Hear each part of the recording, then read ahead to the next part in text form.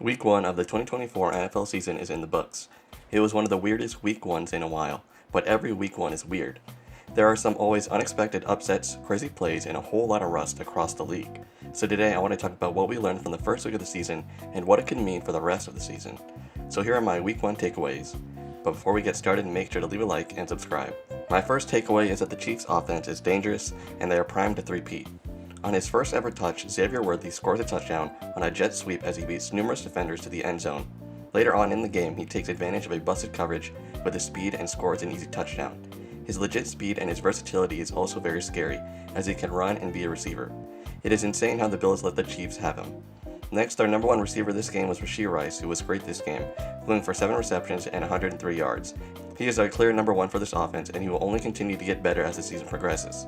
Now, not even to mention Travis Kelce, who took a bit of a backseat this game, which is expected due to him aging and him saving himself for the playoffs. Overall, this offense is more dynamic and well-rounded at the same time. Mahomes has great playmakers at every position, not to mention Hollywood Brown, who didn't even play this game.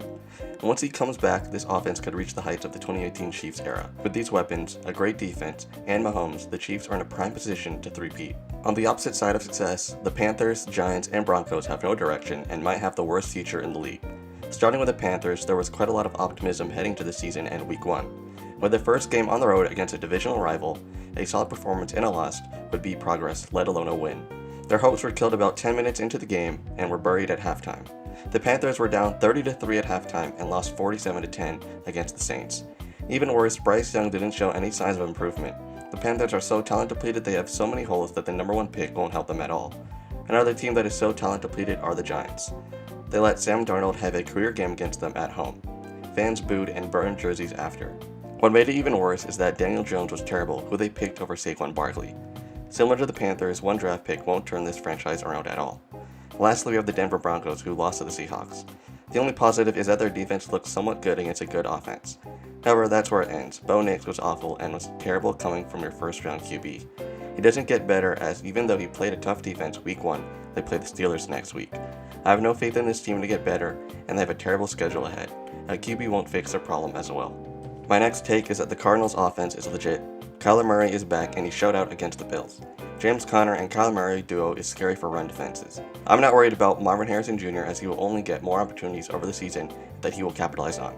He will be this team's number one alongside their other weapons. Going toe-to-toe with the Bills and Josh Allen on offense is very encouraging for this Cardinals team.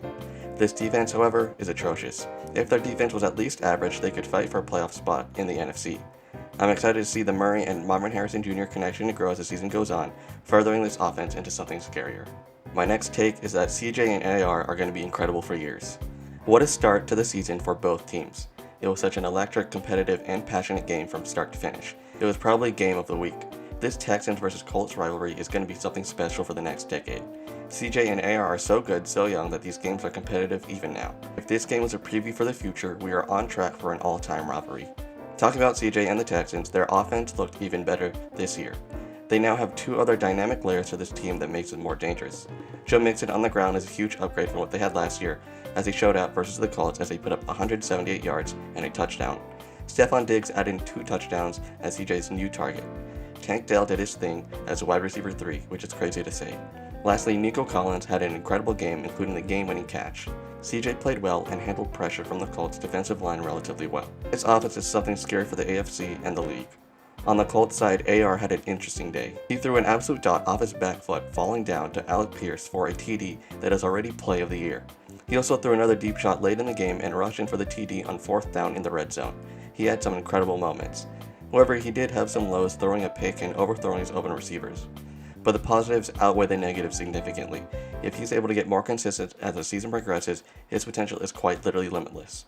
The Colts are going to be good this season, and the Texans might be able to challenge the Chiefs as being the best team in the AFC. And us fans are eating as we get to see this matchup 2 times a year. A matchup that I thought us as fans would eat up this year would be Jordan Love versus Caleb Williams, who after week 1 it doesn't look so good. Caleb, alongside the other starting rookie QBs, struggled heavily in their debuts. Williams was overthrowing open receivers, was missing easy passes, and took bad sacks. He struggled in his debut, and his defense and special teams carried him to a win against the Titans. I'm pretty sure he will be fine, as I still believe in him.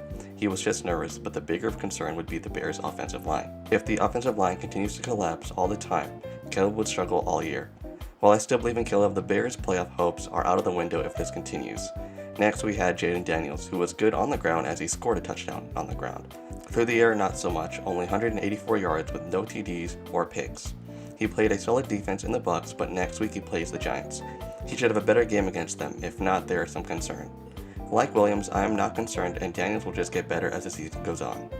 Lastly, we have Bo Nix, who I have zero faith in due to his situation, his performance, and his schedule.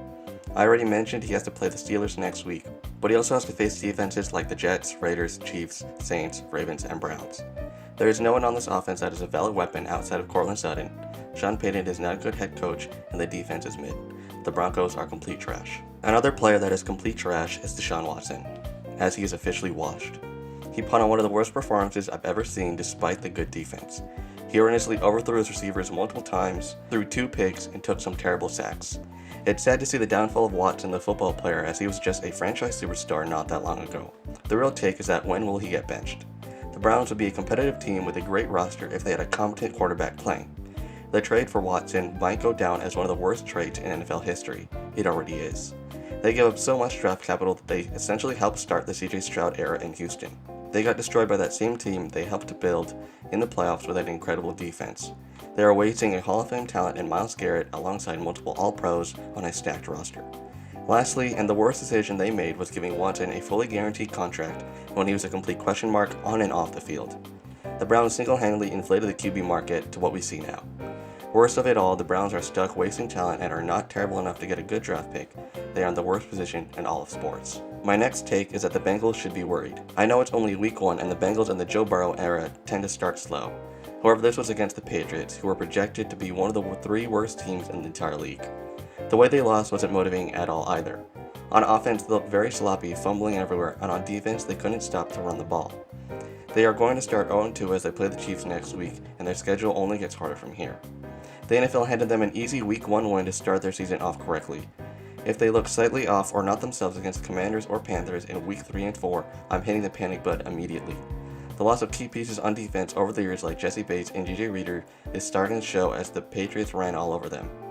Luckily, they have a last place schedule and they have a lot of time to bounce back, but with contracts looming and this poor play continuing, things could get ugly really quickly. My last take is that the Bucs can take the NFC South division title.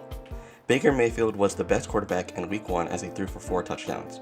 Granted, it was against the Commanders, but the Bucs handled business and continued to build off their playoff season last year. Their entire offense played well. Baker was playing lights out. Mike Evans continues to be Mr. Consistent. Chris Godwin looks back to form, and Rachaad White played very well. Their defense also looked good. When looking at the rest of the division, the Panthers look like a JV team right now. The Saints looked good against that JV team, but they should be a question mark after Week 1. In Atlanta, Kirk Cousins struggled against a tough Steelers defense, and his elite offense that was promised didn't look very good.